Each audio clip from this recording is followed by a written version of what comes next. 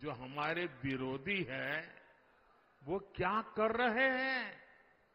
ये सत्ता पाने के लिए तड़प रहे हैं, छटपटा रहे हैं।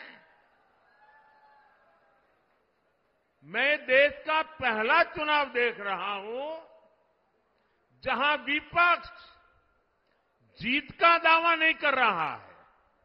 किसी विपक्ष के नेता से आपने सुना कि भाई उनकी सरकार बनेगी? सुना कोई बोलता है?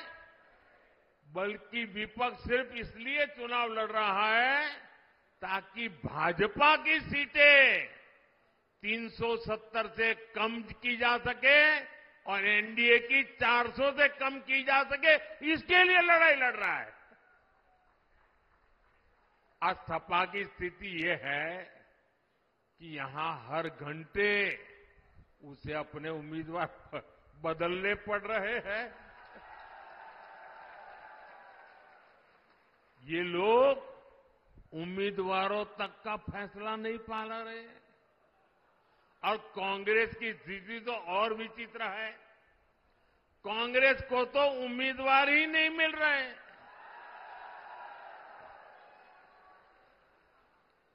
जिन सीटों को कांग्रेस अपना गढ़ मानती थी, वहां भी उसे उम्मीदवार उतारने की हिम्मत नहीं हो रही है।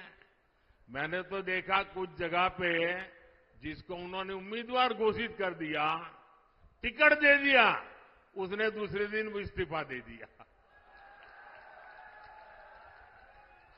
यानी इंडी गठबंधन अस्थिरता और अनिश्चितता का दूसरा नाम बन चुका है। इसलिए देश आज उनकी एक भी बात को गंभीरता से नहीं ले रहा है। और मैं उत्तर प्रदेश को तो, क्योंकि यहां के लोग बहुत जानकार हैं, समझदार हैं,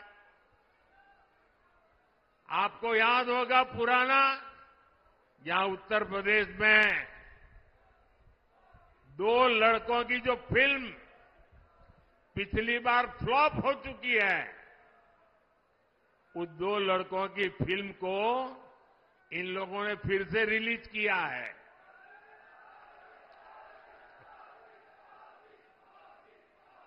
मुझे समझ नहीं आता, अरे काठ की हांडी को ये इंडी गठबंधन वाले कितनी बार चढ़ाएंगे।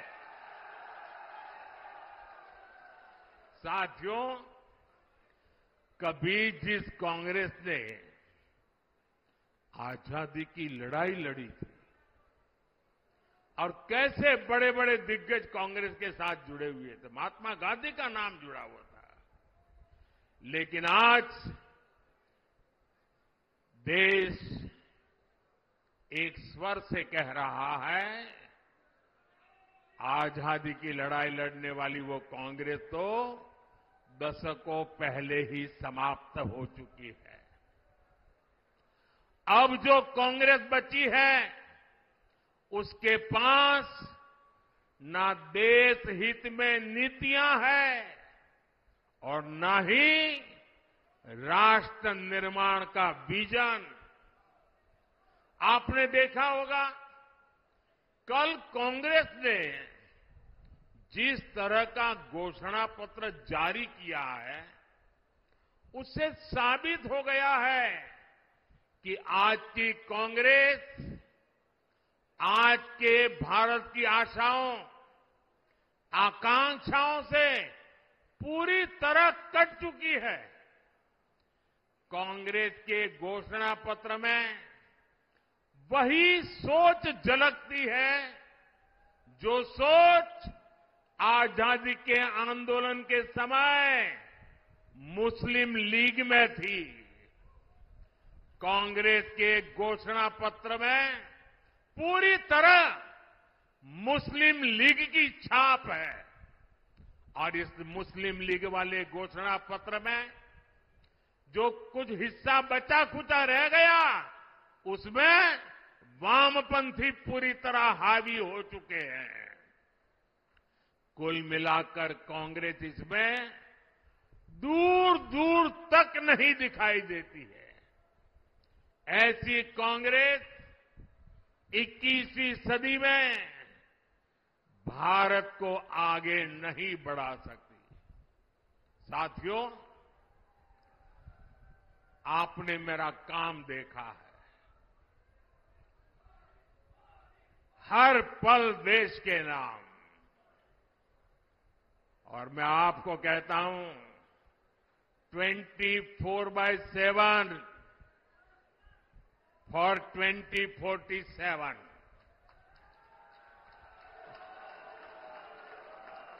24/7 फॉर 2047।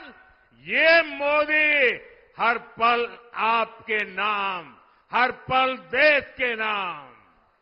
और इसलिए मोदी कहता है, आपका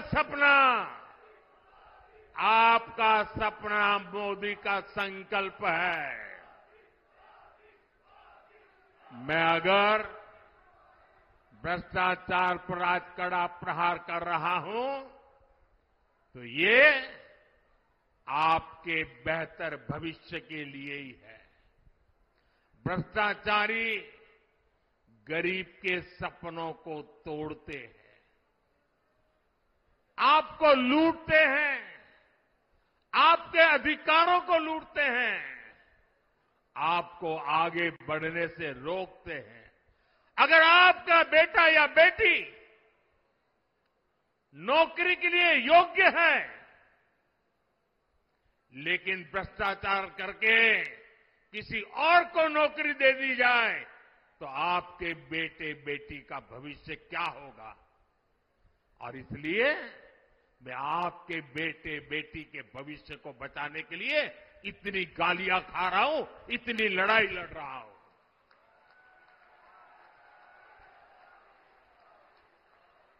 और ये भ्रष्टाचारी एकजुट होकर मोदी को धमकी दे रहे हैं।